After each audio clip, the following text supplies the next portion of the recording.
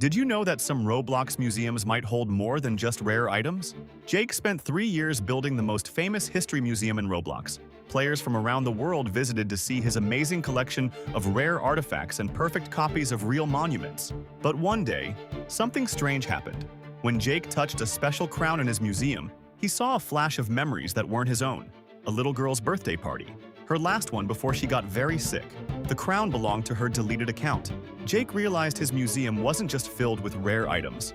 These were memory pieces from players whose accounts were gone forever, or worse, players who had died in real life. Each object held their final moments. A friendship bracelet from two friends who had a terrible fight. A sword from someone's last game before an accident. Jake's museum had become a digital graveyard without him knowing it. Now he faces an impossible choice.